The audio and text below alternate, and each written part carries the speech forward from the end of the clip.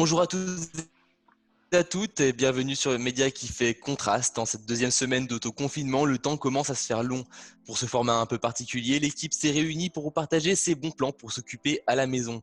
Elzéa, pour commencer, tu nous as préparé une playlist de films et de séries à regarder. On t'écoute, Elzéa.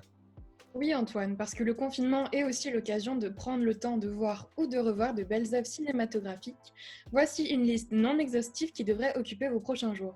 Dans le genre film catastrophe, il y a 28 jours plus tard, Contagion, Le jour d'après et j'en passe, mais s'il y en a bien un à regarder, c'est Les Fils de l'Homme. Une adaptation du livre de P.D. James qui date de 2006. Le film se passe dans une société futuriste où les êtres humains n'arrivent plus à se reproduire. Parce que le cinéma, c'est aussi fait pour rire, je conseille Premières vacances avec Jonathan Cohen et qui est Serge Le Mito pour les amateurs de bloquer. Une comédie attendrissante sur la rencontre de deux personnes.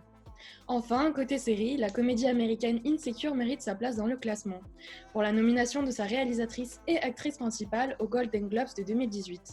Au programme, une trentenaire en pleine remise en question dans un décor de Los Angeles. À vos télécommandes.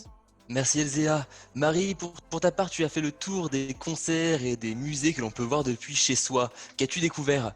Et oui Antoine, pendant le confinement, les concerts et festivals sont annulés. Ne t'embête pas, les plateformes ont pris le relais, comme Netflix qui nous propose le docu-concert de Beyoncé, réalisé à Coachella en 2018 et disponible à partir du 17 avril.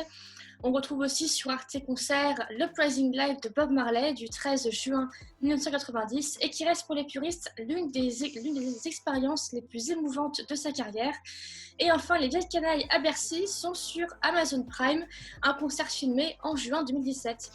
Côté expo, je vous propose la nébuleuse d'Orion qui est à 1500 années-lumière de la Terre grâce à Google Arts, ou encore une immersion à l'Opéra de Paris pendant une répétition d'un ballet, ou encore l'histoire du kinéscope, l'une des premières caméras.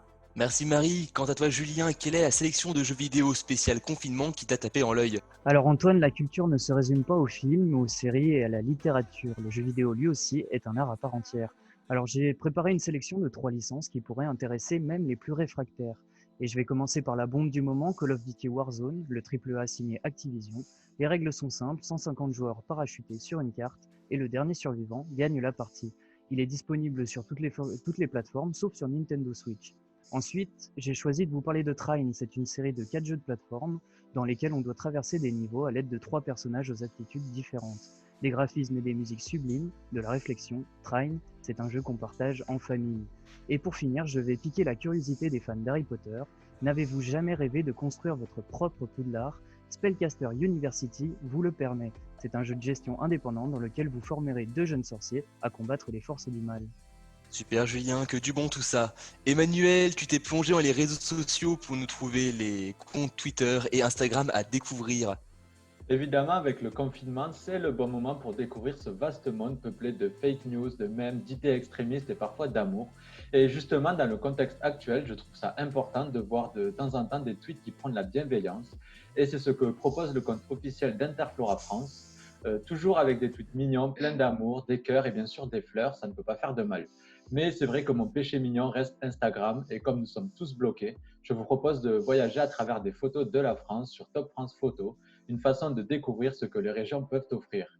Mais Instagram, c'est aussi un réseau très prisé par les photographes amoureux de voyage comme Antoine, un jeune qui aime partir seul à la découverte de nouveaux pays et sur son feed, on retrouve donc les photos de ses voyages qui sont toutes prises avec son téléphone.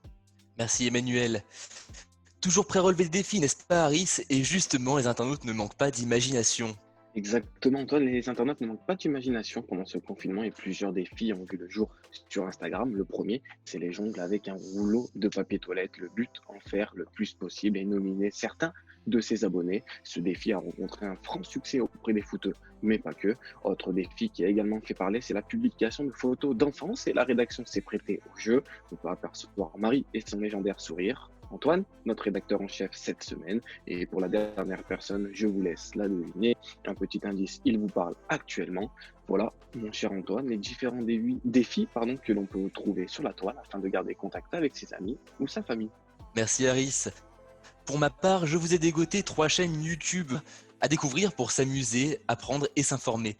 Côté divertissement, la chaîne de Davy Mourier avec son émission Bad News, Un genre de Gorafi, de journal parodique, l'émission propose une série quotidienne spéciale confinement dans laquelle Davy Mourier raconte les anecdotes cocasses que lui envoient ses abonnés. Les cérébraux, eux, préféreront sûrement la chaîne d'hygiène mentale, une émission de zététique qui apprend comment bien se servir de ses neurones.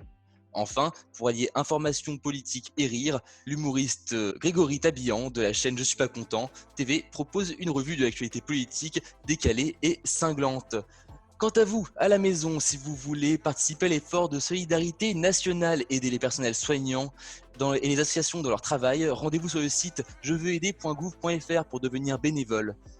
Vous pouvez suivre notre actualité du mardi au dimanche sur le média qui fait contraste et retrouver nos rédacteurs sur les réseaux sociaux Instagram et Twitter. Prenez soin de vous, respectez les directives du gouvernement pendant le confinement et pour plus d'informations sur les consignes de sécurité sanitaire, référez-vous au site du ministère de la Santé. À bientôt sur Contraste.